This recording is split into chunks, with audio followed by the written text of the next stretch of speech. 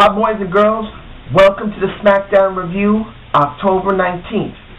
Now at the time of this review, which was supposed to be a Friday, sorry it's a little late, it's late, but I say this, there's a big question mark here. Has the WWE, have they done a good job for the build of Hell in a Cell? Lately they have not done very good for their builds. And if anyone has seen basically Bound for Glory, we know flat out, if you're a WWE fan or TNA or both, TNA for this pay-per-view has knocked it out of the park. It has demolished most of their pay-per-views that they did bad this year. And we noticed a couple of stinkers. But compared to WWE during the same time, as I said in my Impact review, they simply just knocked it out of the park. No matter how you like the twist of what's going on there, it makes no difference. They did a much better job in their build. Even if it was, for them, not that great, but compared to the WWE, let's see how they done. Now, the beginning of the show, they open with The Miz. And Miz TV, I was actually quite surprised. Particularly that I didn't see Wednesday night main event. I had been sick for the last couple of days. Looks like I had the flu, and I didn't watch it. And before I got the flu, I had been questioning, should I watch Wednesday night main event anyway? Because, let's be honest, ladies and gentlemen, this is almost a rehashing what they do usually between the last week's Smackdown and Raw, which you know they already aired them together. So this is a very surprising thing that happened. The Miz lost his title.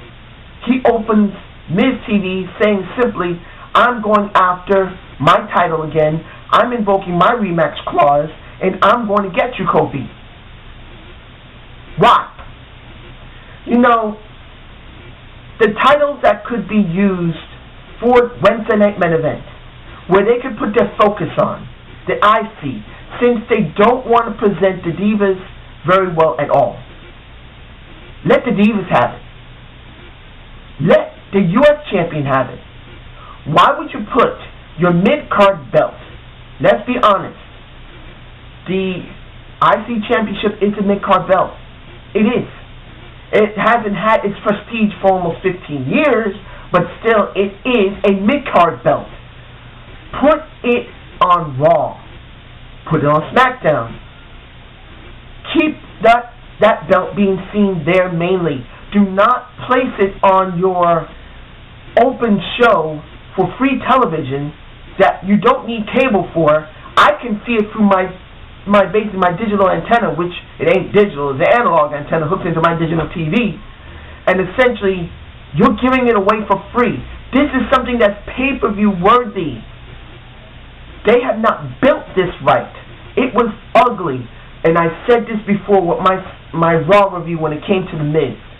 What should have been done? Miz TV with Larry King. Not Larry King now with his wife, with Miz TV, and then a special guest of Kofi Kingston. You did not do anything for The Miz. You didn't put him over. And for Kofi, I'm going to make a video soon, ladies and gentlemen. It's coming. If I can today, I'm going to try and make it. If not, next week. Because simply, now that Kofi has the IC title for a 5th time, unlike Chris Jericho, unlike the Honky Tonk Man, he's different. Not because he's black. Of course, there's always going to be some problem because there are some points in the WWE they have problem with black people. Not saying it's very much. In many cases, it's not so bad. But in this case, the reason for Kofi Kingston not being pushed in the main event wasn't because he was black. It's because of how stupid Randy Orton was listened to. What do I mean? Randy Orton was able to say whatever the hell he wants during the time between 2008 to 2010 and basically buried Kofi. He fucked him. And because he fucked him, they had no choice because of how the interaction they had between each other to keep them separated. But because they did, the separation also caused Kofi's push to be stopped. Kofi could have easily gotten the World Championship by 2010. He did. It's been stopped. So now what Kofi does is this.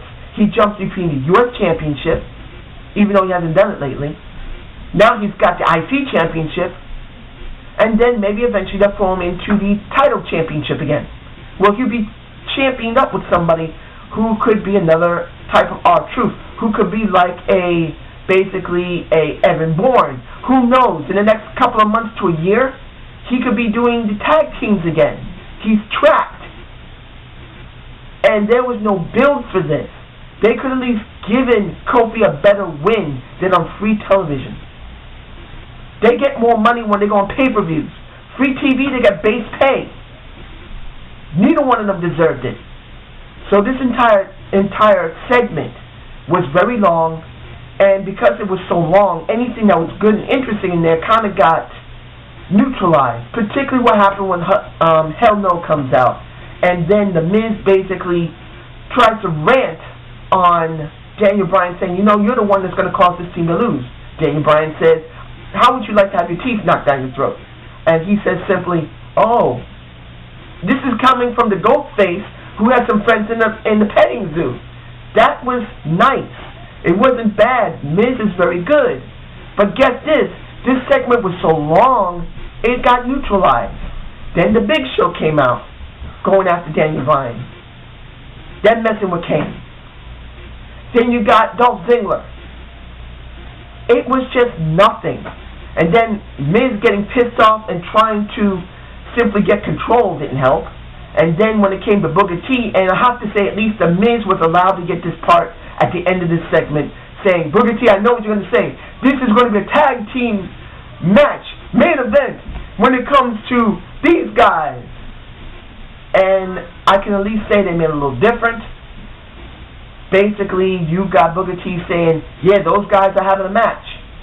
But you're going to have a match now with this man, Randy Orton. You know, I can understand now they're trying to rebuild Randy Orton after what happened to him and the wellness program. I'm not totally against Randy Orton. If he learned his lesson on the second turn, because he's got one more shot and then he's gone, and he may probably go to TNA after that, I don't mind if he's learned something. So he needs to be able to be rebuilt and then go back in the title scene again. But honestly, going up against The Miz, seriously, this isn't the first or the last time they haven't matched one another. And what would have made it more interesting? Maybe they could have done a DQ or count-out. Since The Miz basically is going to have nothing to do after Hell in a Cell, because I doubt he's going to lose his championship. And if he does, he's still not going to have nothing to do. So I would have liked to have some type of rivalry between Miz and Randy Orton where they built The Miz properly. Nothing happened. Randy Orton won. I'll leave it at that. Now, I'm going to start doing a couple of backstages here. I want to get them out of the way. We got Teddy Long with Sheamus. And Sheamus says, I want to get Wade Barrett again, which I thought, oh no. This time they're going to make him job. But I tried to look past that to understand what was being done in this segment. Teddy basically said, you know what, I'll talk to Booker T, and maybe we can get something good. You know what? I got a great idea. Let's do a lumberjack match between you and Wade Barrett. You got the two liking it? Simple as that. Then you see Eve in the background taking the idea. And the next segment that comes for Teddy Long, when he goes to talk to Booker T with Eve there, obviously Eve took the idea. And then Eve walks away with Booker T and leaves the iPad behind, which leads into the final segment between Teddy and Caitlyn. And Caitlyn basically was told, look at this. And Caitlyn said, wait a minute, isn't that Eve's iPad? Said, yes, look. Do what you have to do. She has to be stopped. Caitlyn took some pictures and they cut to that. I'm going to say this now clearly. That was the setup.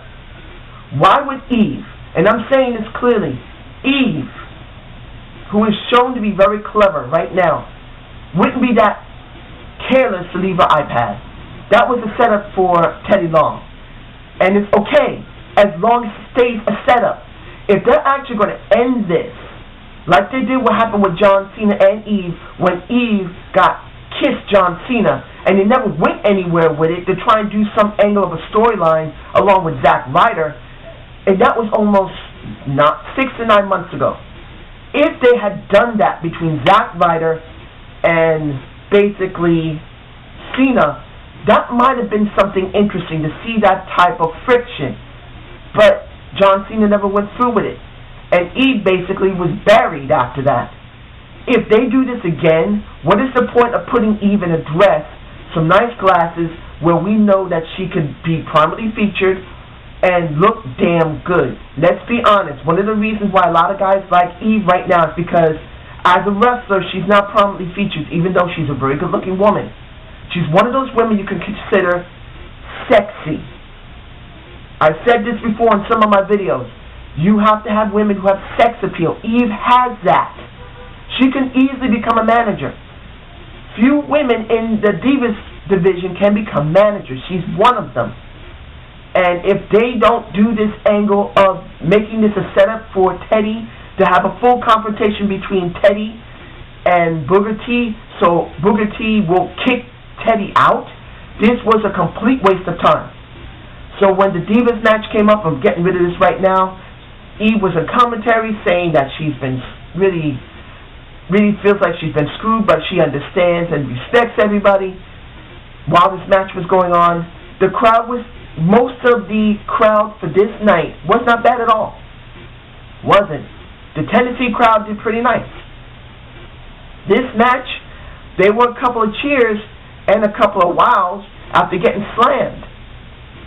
For who was the one that was slamming the most before Layla won? It was Natalya getting Layla in a stretch position. Not bad. People liked it.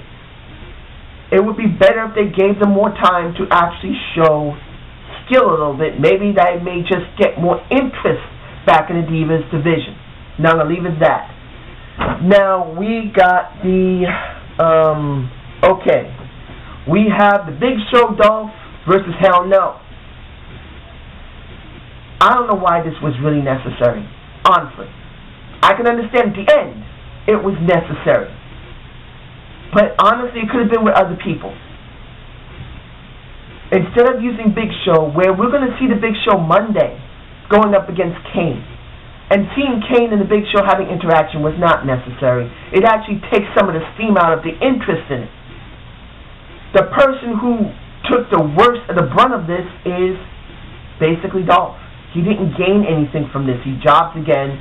The only thing that you could say that's important for this entire match was afterward when Hell No walks away and you basically get them squashed by Rogue Scholars.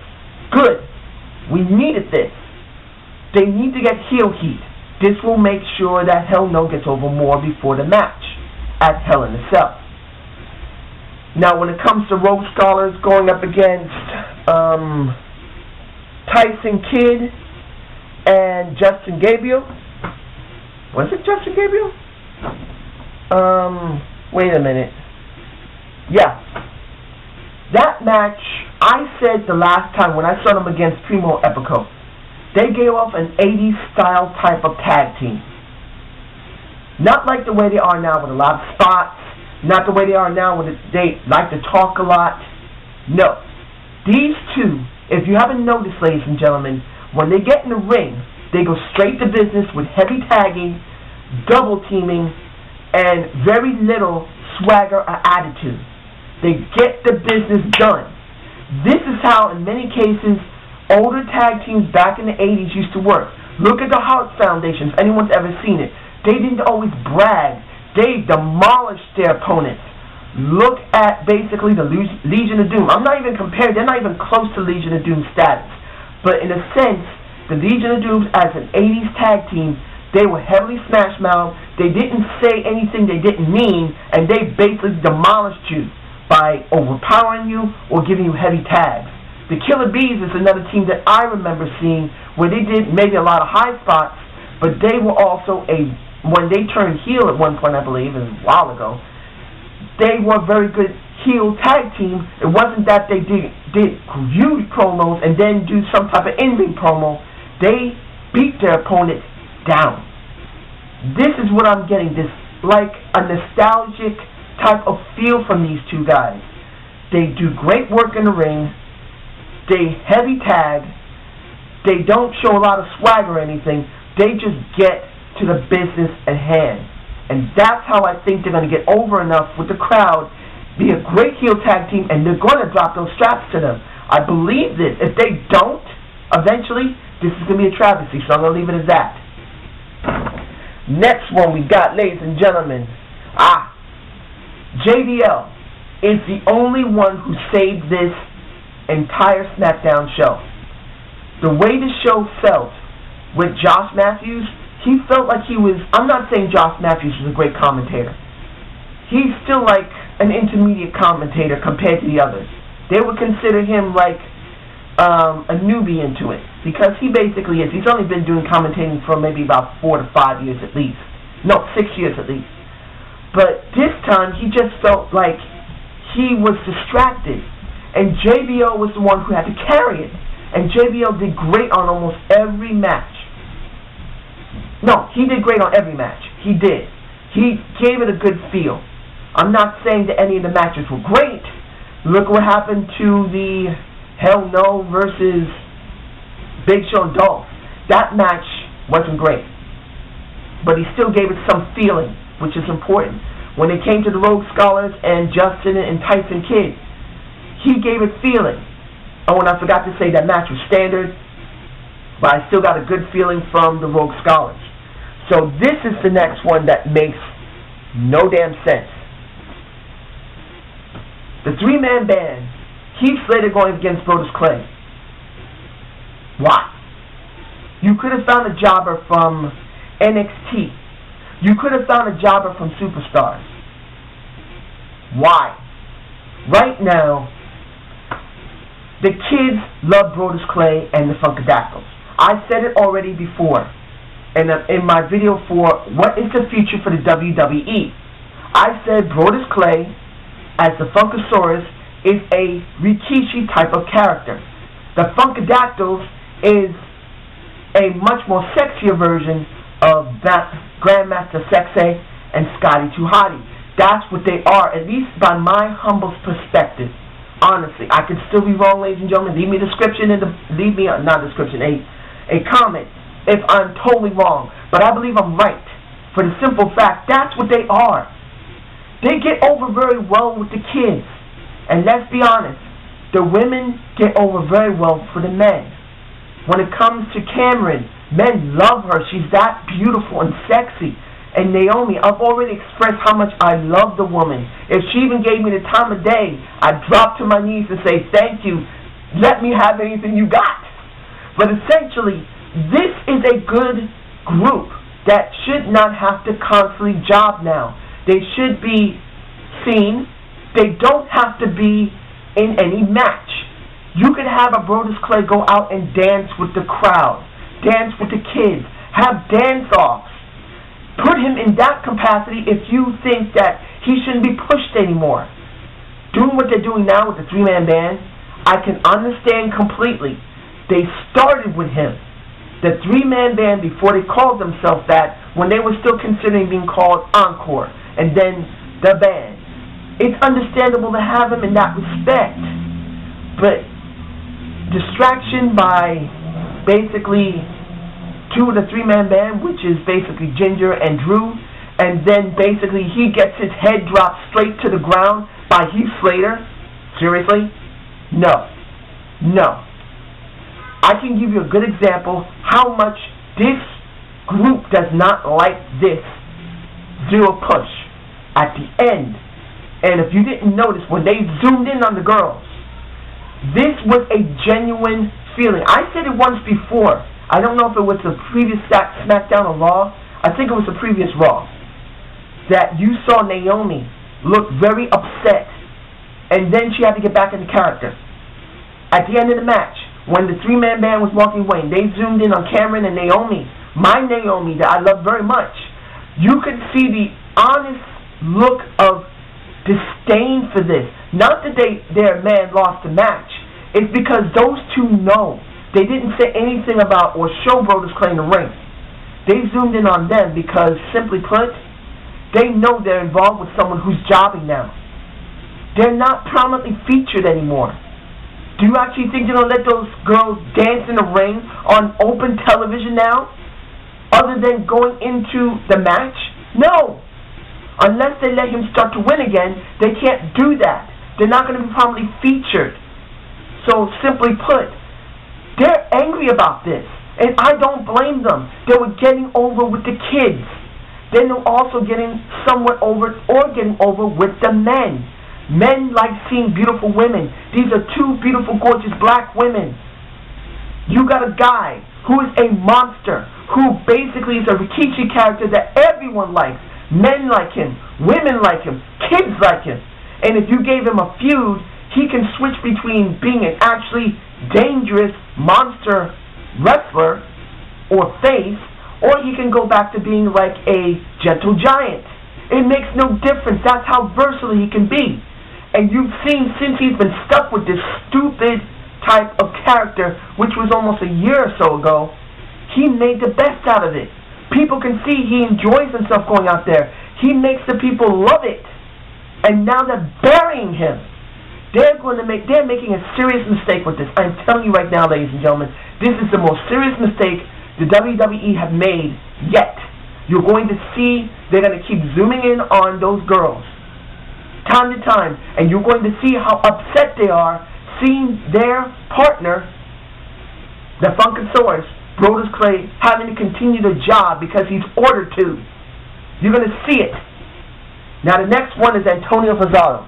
And I have to say they did a nice job since this was Tennessee, Nashville, Tennessee, and they went to the place called the Sun Studios. Now I didn't know about this.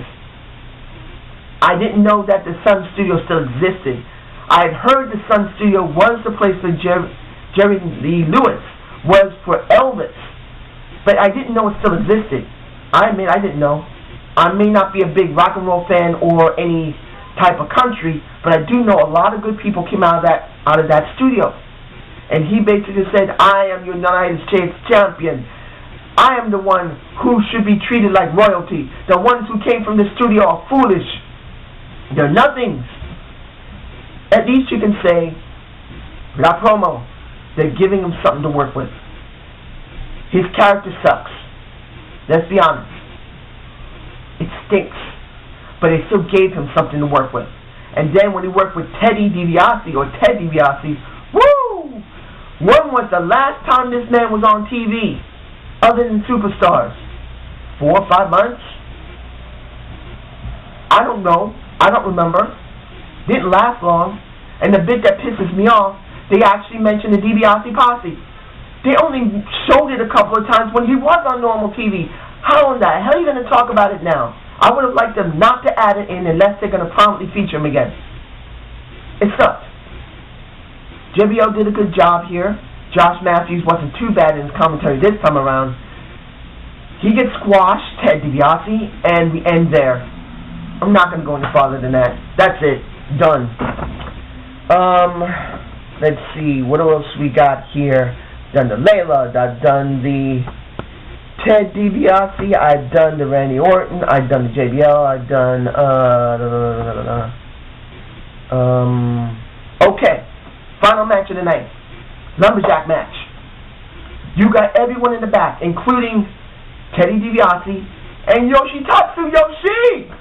Hashtag Save Yoshitatsu.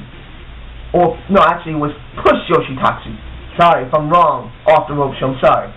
It's been a while since I've seen him, so I'm sorry. The Usos were there, okay? Usos, I'm happy about, and I'm mad. I made a video on that, ladies and gentlemen, if you want to check it. But honestly, everyone that we usually don't see, they fill the entire arena with. And then they had the match. Was it necessary? No. You see, Wade Barrett at this moment had been starting his rebuild. Since he came back from that severe shoulder injury he had like 7 months ago at least, he really hurt his shoulder pretty badly. So they didn't fully package him properly, and he has been struggling to go up. They keep putting him against people that he has to fight very hard with instead of letting him squash them, which he should be allowed to. As Slug Daddy said, let him do a key KO punch and just end the match there. He doesn't have to pin them. Let him change his clothing. Let him have more promo time that sounds better. Now, he did do a promo in the middle, at the end of the night, near the end of the night, which wasn't so bad. But honestly, when I saw him do this promo, I knew he was going to job, probably. And I was right. By the time the end of the match, you had a breakdown so bad that the Lumberjacks started fighting one another. Hell No started fighting with the Lumberjacks. They wanted to get their hands on the Rhodes Scholars. It was just a mess. It didn't even feel like a Lumberjack match. Match. It didn't feel like one. This match felt empty, particularly at most of the time the Lumberjacks that were the bad guys didn't beat up on the good guys and throw them back in. It didn't. Some of them were bad guys, some of them were good. Then a lot of times they just stepped back. A few of them actually managed to throw maybe once in, and then the others just left them alone. When it comes to a Lumberjack match, you're supposed to either beat up the guy and then throw him in, or just throw him back in, period. Honestly, this match stunk. And then when it was over with the fighting and they showed Hell No chasing after the Rhodes Scholars throughout the arena, then you have Wade Barrett come back in and get a bro kick to the face and loses. He jobs. This man has just started going back up the card and you have him job. You already had 2 times he's already lost. See it, ladies and gentlemen. Every time those two have gone up together. This is 3 weeks now. The first week, you had Tenzai attack Sheamus. So basically speaking, Sheamus won that match. You had the Big Show pull the ring rope down. He falls out the ring, Sheamus. He wins again. So basically, Sheamus wins a 3rd time. What was the point? Why would you continue to do this? How is Sheamus going to gain anything from this? Nothing. Wade Barrett has it even worse because he's the one that jobbed. Technically once. No, actually once, and technically twice. How are they going to build him now? People are going to recognize that he's a wimp. He can't win a match before someone comes to interfere. So essentially, this is a C- show. And almost forgot. Dolph didn't get anything better either. Tries to cash in on Sheamus. Who knocks him out? Big Show. How is this benefiting Dolph? Why throw him out there in the first place? What excitement do you get from Dolph that we've already seen every time he tries? He always gets either punched out, kicked out, or thrown out of the ring before he can do anything. This is nothing. C- show. This show is bad. Unless they do something good for Monday, which is the Sunday, right now, if they don't do something good for tomorrow, leading up to the next, that Friday, for that Hell in a Cell, this Hell in a Cell, no matter if they do have good matches in there, has no build. It'll be totally lackluster. It'll suck. And I'll say Bound for Glory kicked his ass 100%. I'm hoping that they'll give us something better than that, but this is how I feel. And I hope you like this, ladies and gentlemen. Give me a subscribe. Let me have a little love of a comment or two. And I hope I didn't go too far with this. Thank you very much, and you have a good day.